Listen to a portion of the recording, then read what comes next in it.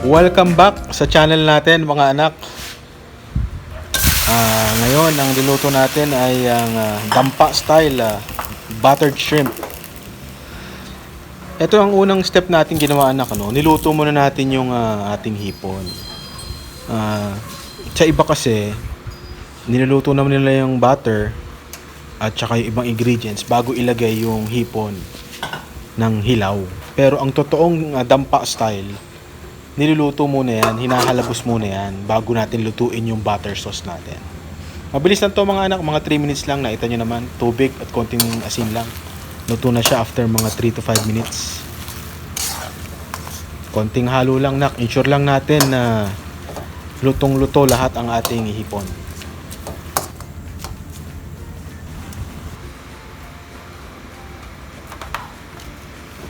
Ayan nak, pag naluto na natin yung ating shrimp, lagay tayo ng konting mantika at saka ilagay na natin agad yung ating butter. Mahina lang apoy nak kasi baka masunog yung ating butter.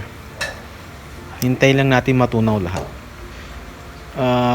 Habang hinihintay natin matunaw yung butter, shoutout lang ako dun sa mga bago nating subscribers,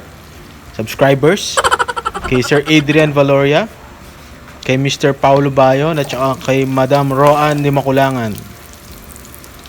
Sana po hindi kayo makulangan dyan ng relief goods kung nasan man kayo, madam. Ayan, hinihintay natin matunaw yung butter, no? Bago natin ilagay ang ating garlic. Shoutout na rin pala sa aming kapitbahay, si Aling Cora, na nasarapan daw siya dun sa niluto nating arroz caldo, no? Ginaya na daw niya yung ating procedure ng pagluluto. Shoutout po sa inyo. Ayan na po, nilagyan na natin ang ating unang-unang ingredient pala. Yung ating garlic. Hindi kailangan tustahin to, no, mga anak. Ang importante lang ay maluto natin siya. Etong prosesong tinuturo ko sa inyo na to, ito talaga ang style doon sa original na dampa sa may Paranaque. Ganito po nila kung paano lutuin ang buttered shrimp. Ayan. Lagyan natin ngayon ng asukal. Dito mga anak, ang asukal natin na nalagay ay mga 8 tablespoons. Pwede nyo i-adjust yan kung gusto nyo mas matamis pa. Or kung gusto nyo naman yung sakto lang. Ayan. Pwede nyo gayahin itong mismong ating recipe. Pwede rin pala lagyan to anak ng sili, no? Kung gusto niyo ng sweet chili. Pero dahil may anak tayong mga bata, talagang matamis lang ang ginamit natin. By the way mga anak, nung niluluto ko pala to, no? Napatigil sa panonood ng Korean novela yung misis ko eh. Talagang napa-crash landing siya sa akin nung nakita niya yung niluluto ko eh.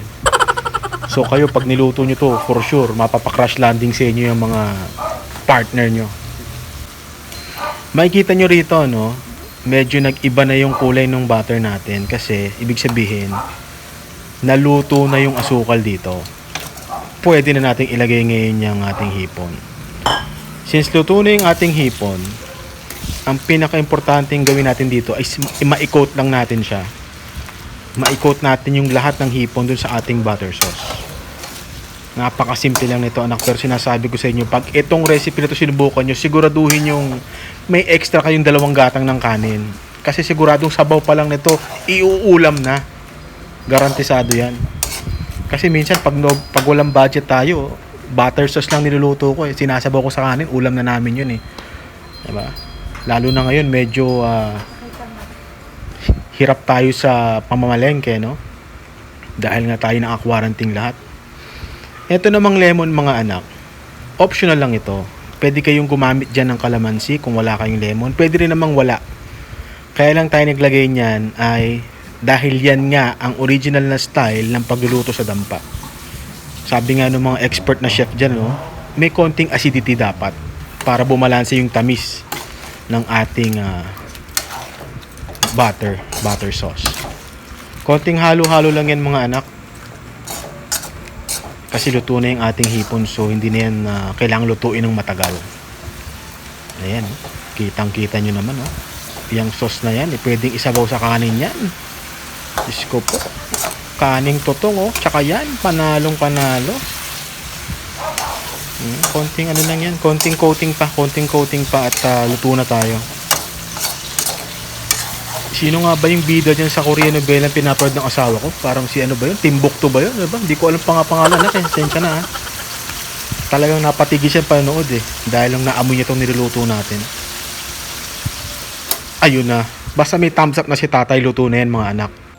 Ayan na ang ating finished product mga anak. Kita nyo naman ano. Napakasarap niyan. Thank you for watching. At don't forget to like, share, and subscribe. At saka watch out dun sa susunod nating video. Ciao!